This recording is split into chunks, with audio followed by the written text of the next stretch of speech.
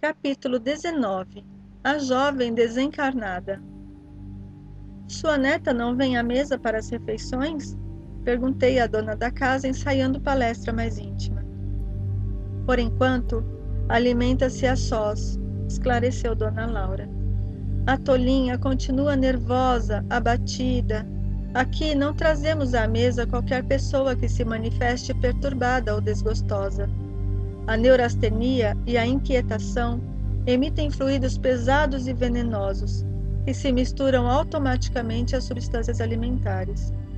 Minha neta demorou-se no umbral 15 dias, em forte sonolência, assistida por nós. Deveria ingressar nos pavilhões hospitalares, mas afinal veio submeter-se aos meus cuidados diretos. Manifestei desejo de visitar a recém-chegada do planeta. Seria muito interessante ouvi-la. Há quanto tempo estava sem notícias diretas da existência comum? A senhora Laura não se fez rogada quando lhe dei a conhecer meu desejo. Demandamos um quarto confortável e muito amplo. Uma jovem muito pálida repousava em cômoda poltrona. Surpreendeu-se vivamente ao ver-me. Este amigo, Heloísa, explicou a genitora de Lísias, indicando-me.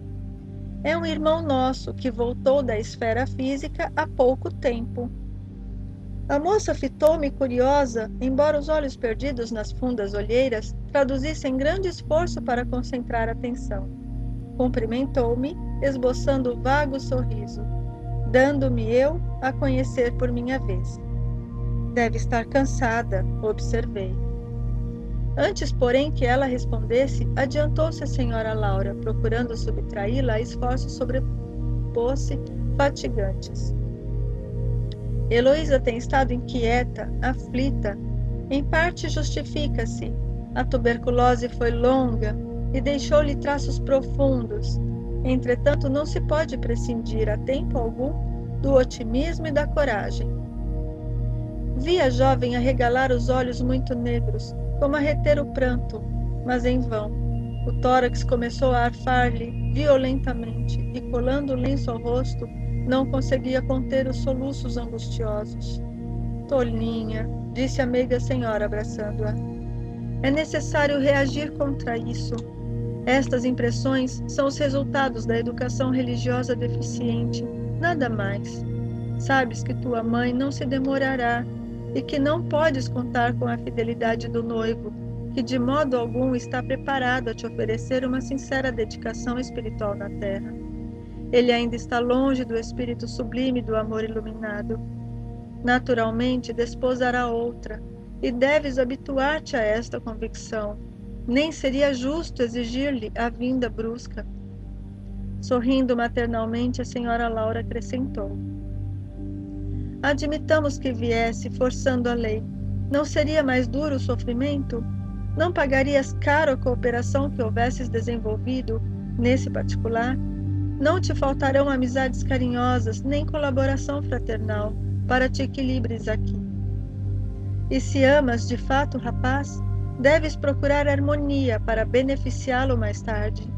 Além disso, tua mãe não tarda a chegar.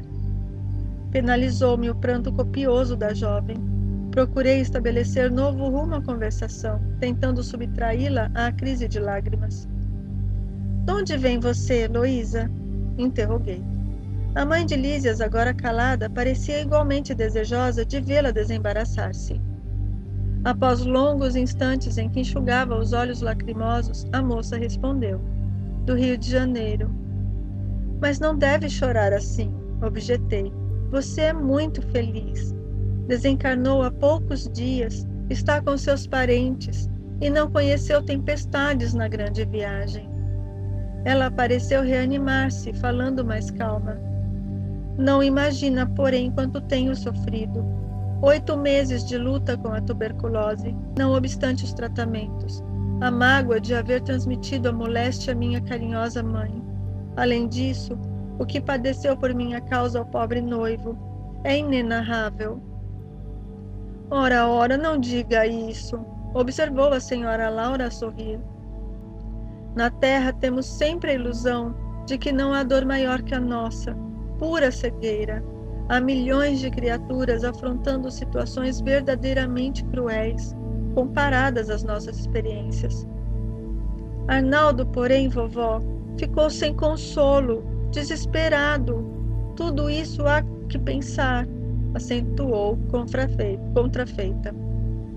E acredita sinceramente nessa impressão? Perguntou a matrona com inflexão de carinho.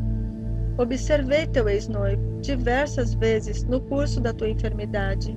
Era natural que ele se comovesse tanto, vendo-te o corpo reduzido a frangalhos, mas não está preparado para compreender um sentimento puro. Reconfortar-se-á muito depressa. Amor iluminado não é para qualquer criatura humana. Conserva, portanto, o teu otimismo. Poderás auxiliá-lo, sem dúvida, muitas vezes, mas no que concerne à união conjugal, quando puderes excursionar as esferas do planeta, em nossa companhia, já o encontrarás casado com outra. Admirado por minha vez, notei a surpresa dolorosa de Heloísa. Não sabia a convalescente como portar-se ante a serenidade e o bom senso da avó. Será possível? A genitora de Lísias esboçou um gesto extremamente carinhoso e falou: Não sejas teimosa, nem tentes desmentir-me. Vendo que a enfermeira parecia tomar a atitude íntima de quem deseja provas, a senhora Laura insistiu muito meiga. Não te recordas da Maria da Luz, a colega que te levava flores todos os domingos? Pois nota, quando o médico anunciou em caráter confidencial a impossibilidade de restabelecer-te o corpo físico, Arnaldo, embora muito magoado, começou a envolvê-la em vibrações mentais diferentes. Agora que aqui estás, não demorarão muito a resoluções novas. Ai, que horror, vovó! Horror por quê? É preciso que te habituares a considerar as necessidades alheias. Teu noivo é homem comum, não está alertado para as belezas sublimes do amor espiritual. Não podes operar milagres nele, por muito que o ames. A descoberta de si mesmo é apanágio de cada um. Arnaldo conhecerá mais tarde a beleza do teu idealismo, mas por agora é preciso entregá-lo às experiências de que necessita. Não me conformo, clamou a jovem chorando. Justamente Maria da Luz, a amiga que sempre julguei fidelíssima. A senhora Laura, todavia, sorriu e falou cautelosa. Não será, porém, mais agradável confiá-lo aos cuidados de uma criatura irmã? Maria da Luz será sempre tua amiga espiritual, ao passo que outra mulher talvez te dificultasse mais tarde o acesso ao coração dele. Eu estava eminentemente surpreendido. Heloísa prorrompera em soluços. A bondosa senhora percebeu-me a intranquilidade. E no propósito talvez de orientar tanto a neta quanto a mim, esclareceu sensatamente. Sei a causa do teu pranto, filhinha. Nasce da terra inculta do nosso milenário egoísmo, da nossa remitente vaidade humana. Entretanto, a vovó não te fala para ferir, mas para acordar. Enquanto Heloísa chorava, a mãe de Lísias convidou-me novamente à sala de estar, considerando que a doente necessitava de repouso.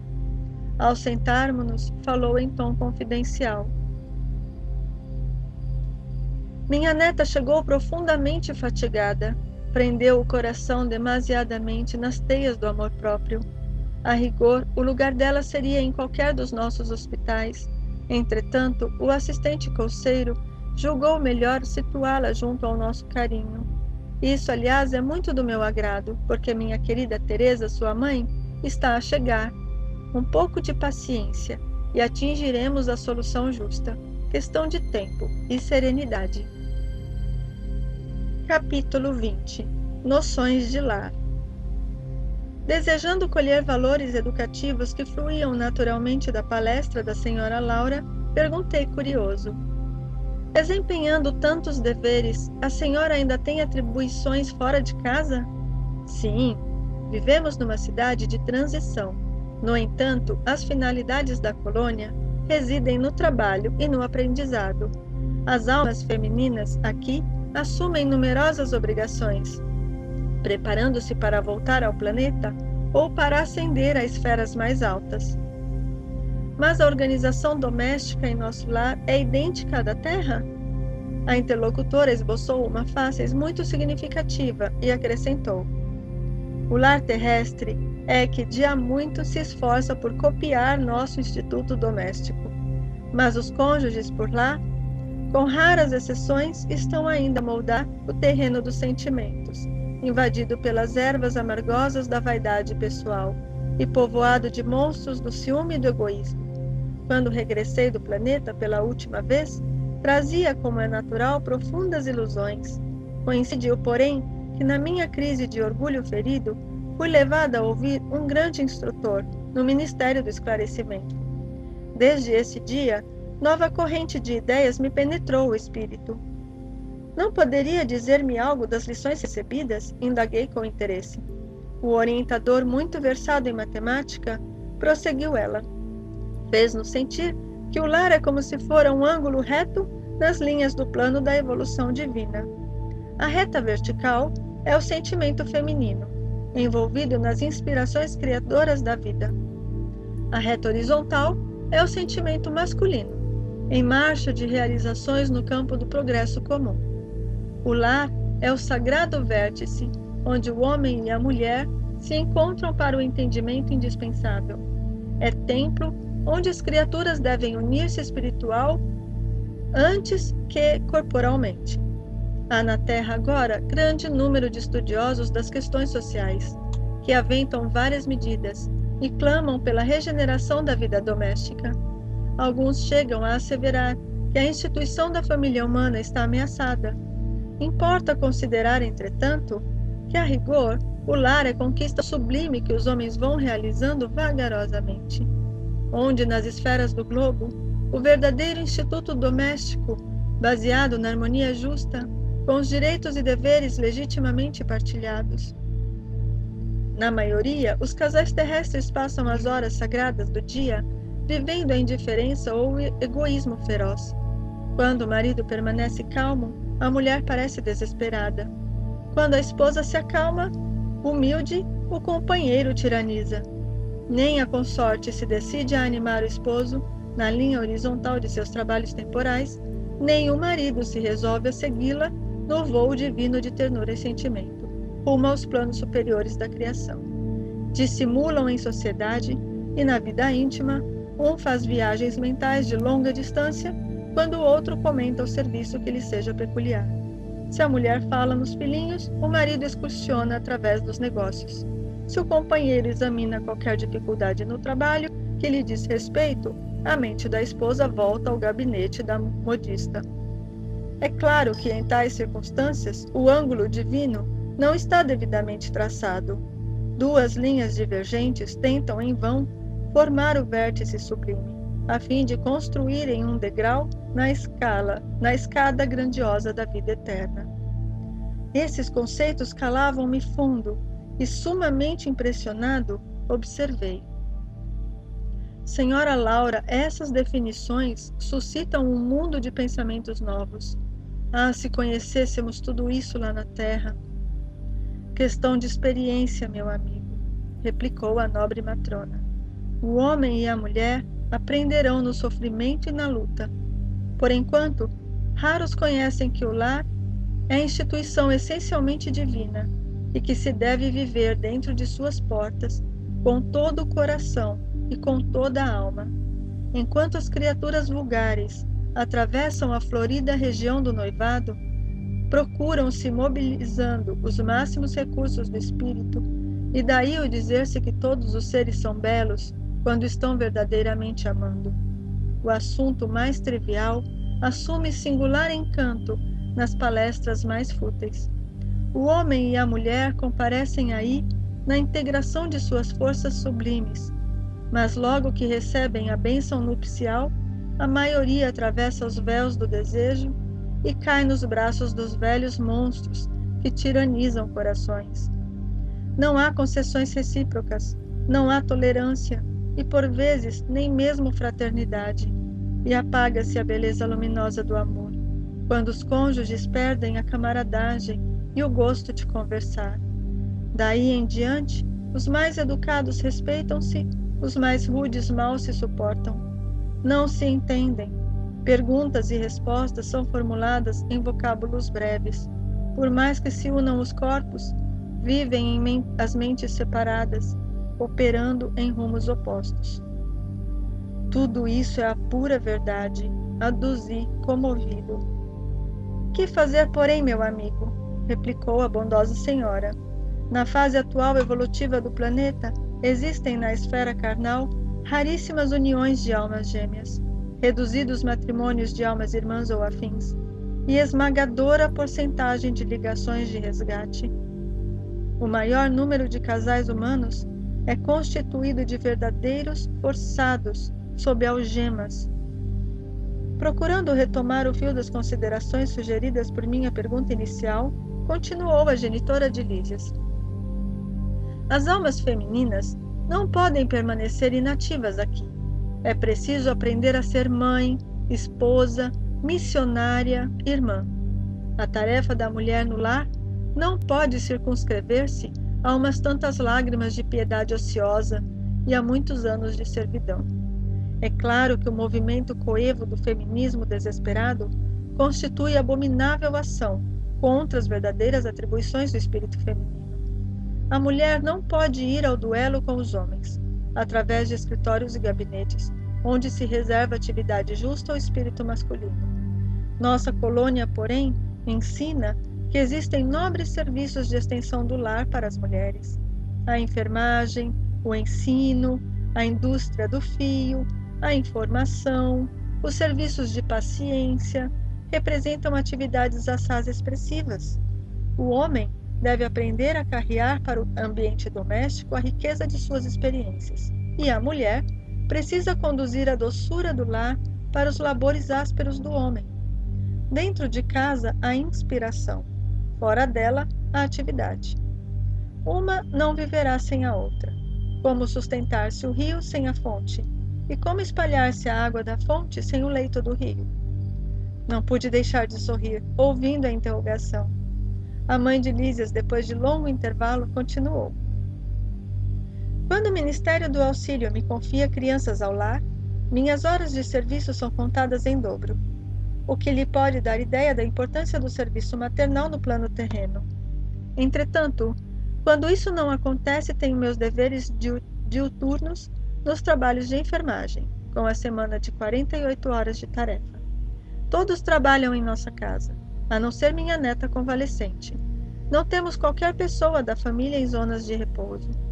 8 horas de atividade no interesse coletivo diariamente é programa fácil a todos. Sentir-me-ia envergonhada se não o executasse também. Interrompeu-se a interlocutora por alguns momentos, enquanto me perdia em vastas considerações. Capítulo 21. Continuando a palestra. A palestra, senhora Laura, exclamei com interesse. Sugere numerosas interrogações. Relevar-me-á a curiosidade, o abuso. Não diga isso, retrucou bondosa. Pergunte sempre. Não estou em condições de ensinar, todavia, é sempre fácil informar. Rimo-nos da observação, e indaguei em seguida. Como se encara o problema da propriedade na colônia? Esta casa, por exemplo, pertence-lhe? Ela sorriu e esclareceu. Tal como se dá na terra, a propriedade aqui é relativa. Nossas aquisições são feitas à base de horas de trabalho. O bônus hora, no fundo, é o nosso dinheiro. Quaisquer utilidades são adquiridas com esses cupons, obtidos por nós mesmos, à custa de esforço e dedicação.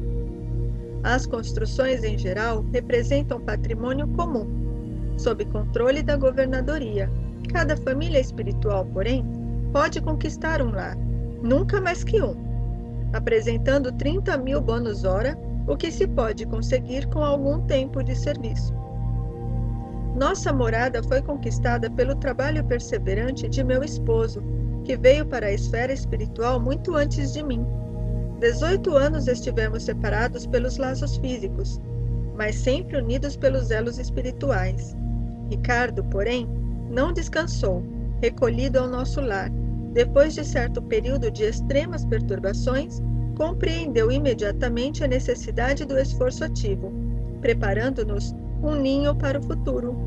Quando cheguei, estreamos a habitação que ele organizara com esmero, acentuando-se nossa aventura. Desde então, meu esposo ministrou-me conhecimentos novos. Minhas lutas na viuvez haviam sido intensas. Muito moça ainda, com os filhos tenros, tive de enfrentar serviços rudes, à custa de testemunhos difíceis. Proporcionei aos rebentos de nossa união os valores educativos de que eu podia dispor, habituando-os, porém, muito cedo aos trabalhos árduos. Compreendi depois que a existência laboriosa me livrara das indecisões e angústias do umbral, por colocar-me a coberto de muitas e perigosas tentações. O suor do corpo ou a preocupação justa nos campos de atividade honesta constituem valiosos recursos para elevação e defesa da alma. Reencontrar Ricardo, tecer novo ninho de afetos, representava o céu para mim. Durante anos consecutivos vivemos a vida de perene ventura, trabalhando por nossa evolução, unindo-nos cada vez mais e cooperando no progresso efetivo dos que nos são afins. Com o correr do tempo, Lísias e Holanda e Judite reuniram-se a nós, aumentando nossa felicidade. Após ligeiro intervalo em que parecia meditar, minha interlocutora prosseguiu em tom grave. Mas a esfera do globo nos esperava. Se o presente estava cheio de alegria, o passado chamava a contas, para que o futuro se harmonizasse com a lei eterna. Não podíamos pagar à terra com bônus hora, e sim com o suor honrado, fruto de trabalhos. Dada a nossa boa vontade, aclarava-se-nos a visão, relativamente ao pretérito doloroso. A lei do ritmo exigia, então, nossa volta. Aquelas afirmativas causavam-me viva impressão. Era a primeira vez que se feria tão fundo aos meus ouvidos, na colônia, o assunto referente a encarnações pregressas. Senhora Laura, exclamei, interrompendo-a, permita por obséquio uma parte. Perdoe a curiosidade, no entanto, até agora, ainda não pude conhecer mais detidamente o que se relaciona com o meu passado espiritual. Não estou isento dos laços físicos? Não atravessei o rio da morte? A senhora recordou o passado logo após sua vinda ou esperou o concurso do tempo? Esperei-o, replicou sorridente. Antes de tudo, é indispensável nos despojarmos das impressões físicas. As escamas da inferioridade são muito fortes. É preciso grande equilíbrio para podermos recordar edificando. Em geral, todos temos erros clamorosos nos ciclos da vida terrena.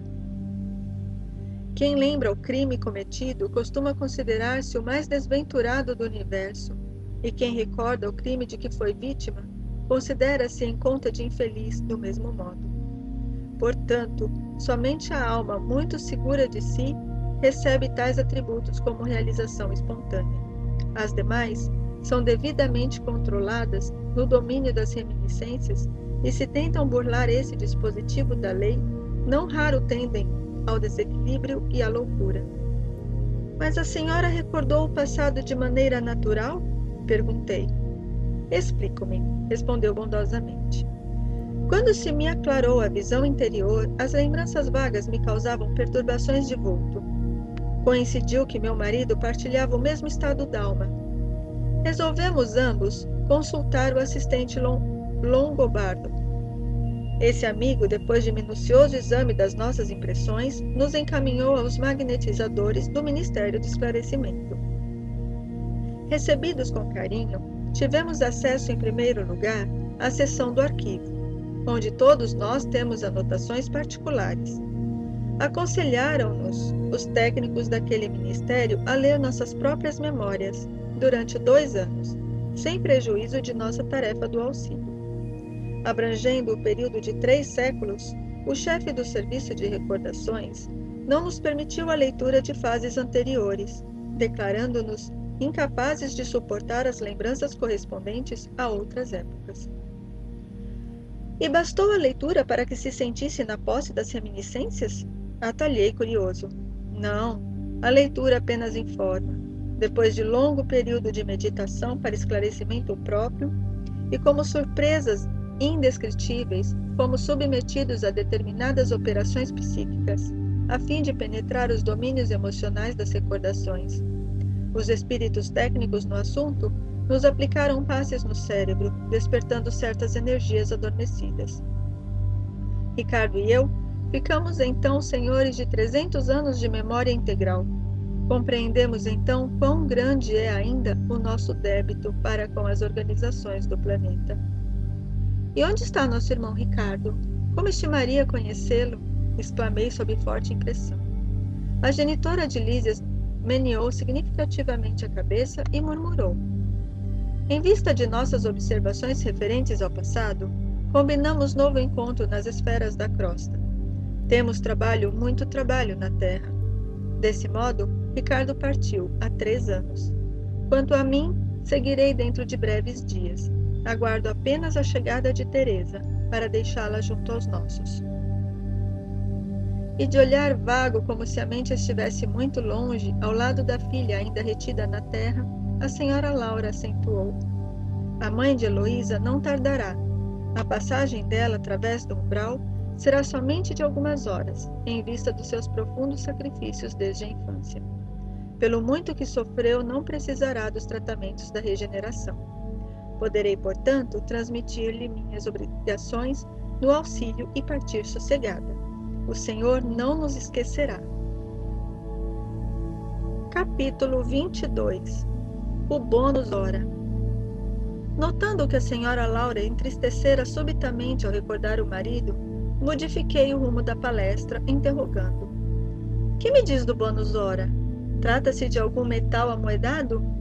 Minha interlocutora perdeu o aspecto cismativo a que se recolhera e replicou atenciosa. Não é propriamente moeda, mas ficha de serviço individual funcionando como valor aquisitivo. Aquisitivo? Perguntei abruptamente. Explico-me, respondeu a bondosa senhora. Em nosso lar, a produção de vestuário e alimentação elementares pertence a todos em comum. Há serviços centrais de distribuição na governadoria e departamentos do mesmo trabalho nos ministérios. O celeiro fundamental é propriedade coletiva. Ante meu gesto silencioso de espanto, acentuou. Todos cooperam no engrandecimento do patrimônio comum e dele vivem. Os que trabalham, porém, adquirem direitos justos. Cada habitante de nosso lar recebe provisões de pão e roupa, no que se refere ao estritamente necessário. Mas os que se esforçam na obtenção do bônus hora conseguem certas prerrogativas na comunidade social. O espírito que ainda não trabalha poderá ser abrigado aqui. No entanto, os que cooperem podem ter casa própria. O ocioso vestirá, sem dúvida, mas o operário dedicado vestirá o que melhor lhe pareça. Compreendeu? Os inativos podem permanecer nos campos de repouso ou nos parques de tratamento, favorecidos pela intercessão de amigos. Entretanto, as almas operosas conquistam o bônus hora e podem gozar a companhia de irmãos queridos nos lugares consagrados ao entretenimento ou o contato de orientadores sábios, nas diversas escolas dos ministérios em geral. Precisamos conhecer o preço de cada nota de melhoria e elevação. Cada um de nós, os que trabalhamos, deve dar no mínimo 8 horas de serviço útil das 24 de que o dia se constitui. Os programas de trabalho, porém, são numerosos e a governadoria permite 4 horas de esforço extraordinário aos que desejem colaborar no trabalho comum de boa vontade. Desse modo, há muita gente que consegue 72 bônus hora por semana, sem falar dos serviços sacrificiais, cuja remuneração é duplicada e às vezes triplicada. Mas é esse o único título de remuneração? Perguntei. Sim, é o padrão de pagamento a todos os colaboradores da colônia, não só na administração como também na obediência. Lembrando as organizações terrestres, indaguei espantado. Todavia, como conciliar semelhante padrão com a natureza do serviço? O administrador ganhará 8 bônus hora na atividade normal do dia e o operário do transporte receberá a mesma coisa? Não é o trabalho do primeiro mais elevado que o do segundo? A senhora sorriu à pergunta e explicou: tudo é relativo. Se na orientação ou na subalternidade o trabalho é de sacrifício pessoal, a expressão remunerativa é justamente multiplicada. Examinando, porém, mais detidamente a sua pergunta, precisamos, antes de mais nada, esquecer determinados prejuízos da terra. A natureza do serviço é problema dos mais importantes. Contudo, na própria esfera da crosta, é que o assunto apresenta a solução mais difícil. A maioria dos homens encarnados está simplesmente ensaiando o espírito de serviço e aprendendo a trabalhar nos diversos setores da vida humana. Por isso mesmo, é imprescindível fixar as remunerações terrestres com maior atenção. Todo o ganho externo do mundo é lucro transitório. Vemos trabalhadores obcecados pela questão de ganhar, transmitindo fortunas vultuosas à inconsciência e à dissipação. Outros amontoam expressões bancárias que lhes servem de martírio pessoal e de ruína à família. Por outro lado, é indispensável considerar que 70% dos administradores terrenos não pesam os deveres morais que lhes competem e que a mesma porcentagem deve ser adjudicada a quantos foram chamados à subordinação. Vivem quase todos a confessar a ausência do impulso vocacional, recebendo embora os proventos comuns aos cargos que ocupam. Governos e empresas pagam a médicos que se entregam à exploração de interesses outros e a operários que matam o tempo.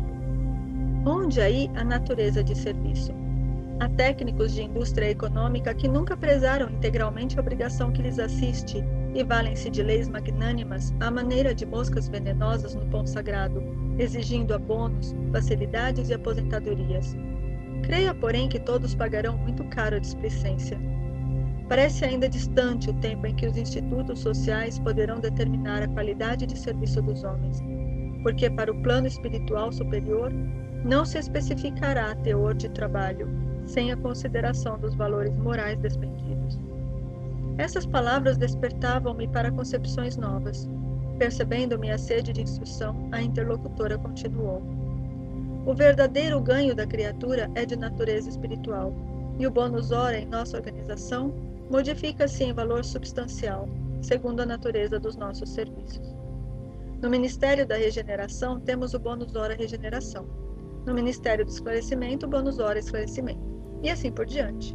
Ora, examinando o provento espiritual, é razoável que a documentação de trabalho revele a essência do serviço. As aquisições fundamentais constituem-se de experiência, educação, enriquecimento de bênçãos divinas, extensão de possibilidades. Nesse prisma, os fatores assiduidade e dedicação representam aqui quase tudo.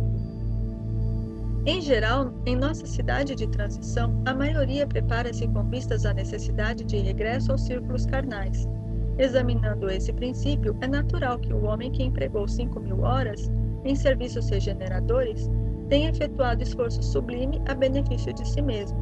O que despendeu 6.000 horas de atividade no Ministério do Esclarecimento estará mais sábio. Poderemos gastar os bônus hora conquistados. Entretanto, é mais valioso ainda o registro individual da contagem de tempo de serviço útil, que nos confere direito a preciosos títulos. Semelhantes instruções interessavam-me profundamente. Poderemos, porém, gastar nossos bônus hora a favor dos amigos? Indaguei curioso. Perfeitamente, disse ela. Poderemos repartir as bênçãos de nosso esforço com quem nos aprouver. Isto é direito inalienável do trabalhador fiel. Contam-se por milhares as pessoas favorecidas em nosso lar, pela movimentação da amizade e do estímulo fraternal. A essa altura, a genitora de Lísia sorriu e observou: quanto maior a contagem do nosso tempo de trabalho, maiores intercessões podemos fazer. Compreendemos aqui que nada existe sem preço, e que para receber é indispensável dar alguma coisa. Pedir, portanto, é ocorrência muito significativa na existência de cada um. Somente poderão rogar providências e dispensar obséquio os portadores de títulos adequados. Entendeu? E o problema da herança? Inquiri de repente. Não temos aqui demasiadas complicações, respondeu a senhora Laura sorrindo. Vejamos, por exemplo, o meu caso. Aproxima-se o tempo do meu regresso aos planos da crosta. Tenho comigo 3.000 bônus hora auxílio no meu quadro de economia pessoal. Não posso legá-los à minha filha, que está a chegar, porque esses valores são revertidos ao patrimônio comum, permanecendo minha família apenas com o direito de herança ao lar. No entanto, minha ficha de serviço autoriza-me a interceder por ela e preparar-lhe aqui trabalho e concurso amigo, assegurando-me igualmente o valioso auxílio das organizações de nossa colônia espiritual, durante minha permanência nos círculos carnais. Nesse cômputo, deixo de referir-me ao lucro maravilhoso que adquiri no capítulo da experiência nos anos de cooperação no Ministério do Auxílio. Volto à Terra, investida de valores mais altos e demonstrando qualidades mais nobres de preparação ao êxito desejado. Ia prorromper em exclamações admirativas referentes ao processo simples de ganhar, aproveitar, cooperar e servir, confrontando aquelas soluções com os princípios imperantes no planeta. Mas um brando burburinho aproximou-se da casa. Antes que pudesse emitir qualquer observação, a senhora Laura murmurou satisfeita: "Nossos queridos estão de volta", e levantou-se para atender.